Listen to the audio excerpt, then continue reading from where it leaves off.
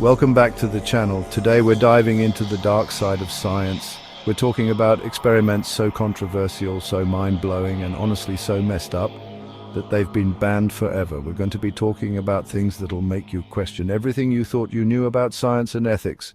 These are 13 banned experiments you should never try. Are you ready? Because I'm about to take you on a wild ride. Our first experiment takes us back to 1971 to the basement of Stanford University, the Stanford Prison Experiment, a psychological study gone wrong. Volunteers were assigned as guards or prisoners. Things went south fast. Guards became tyrannical. Prisoners faced abuse. The study ended in 6 days. It revealed the dark side of human nature, a chilling reminder of the importance of ethics. Next up, we're at Yale University in the 1960s, a time of social upheaval. Stanley Milgram conducted his infamous obedience experiment. You walk into a room and there's a guy in a lab coat. He tells you you're part of a learning experiment. You're the teacher, delivering electric shocks to a learner. The learner is an actor, and there are no actual shocks, but you don't know that. Over 65% of participants continued to deliver shocks.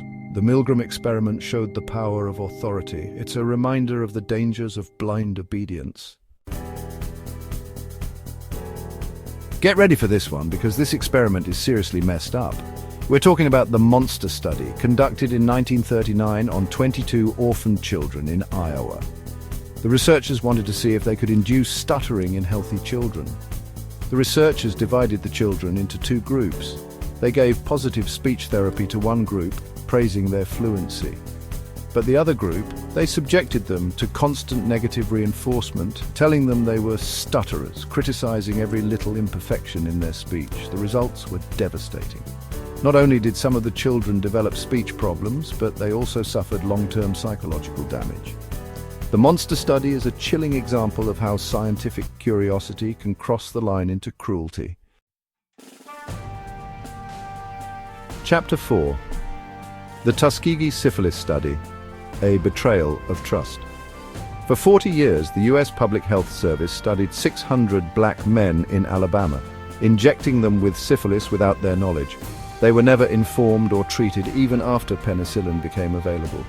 The Tuskegee Syphilis Study is a horrific example of racism and medical exploitation. Chapter 5. The Little Albert Experiment, Conditioning a Child to Fear.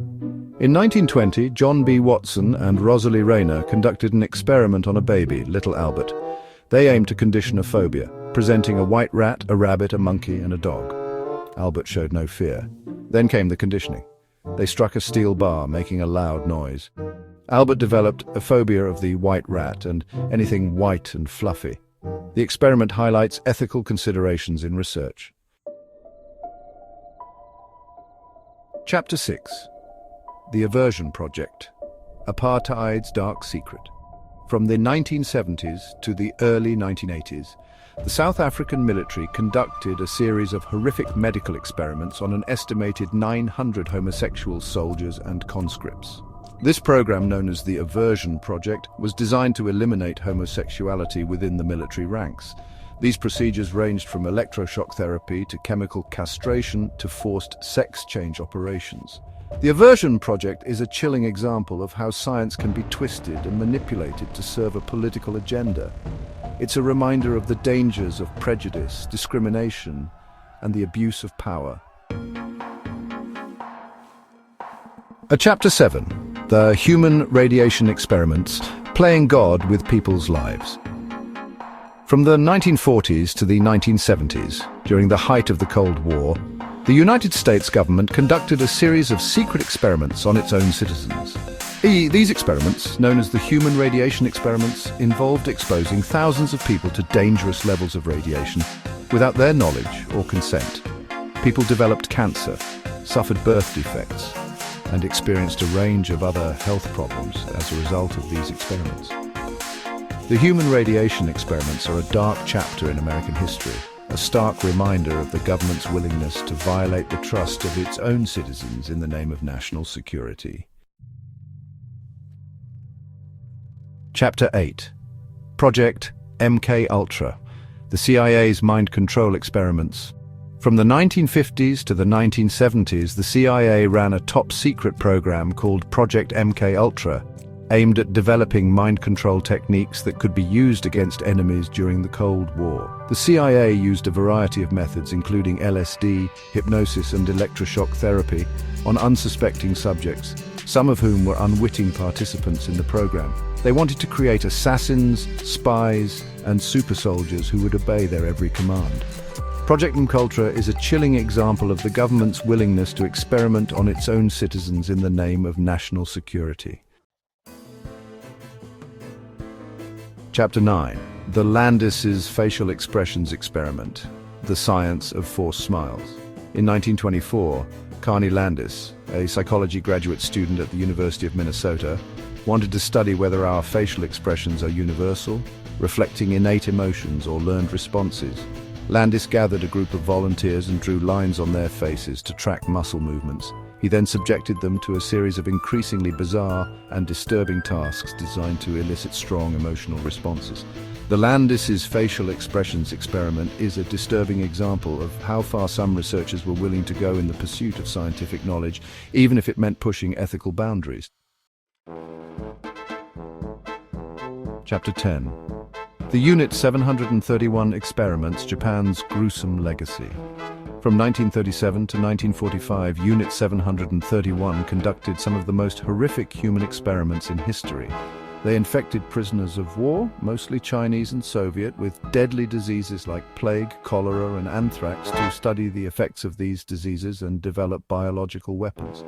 They performed vivisections on living people, often without anesthesia, to study the effects of diseases and test new surgical techniques.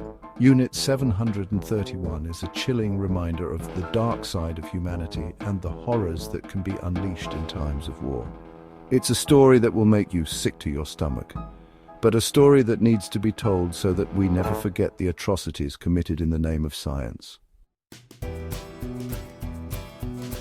Chapter 11.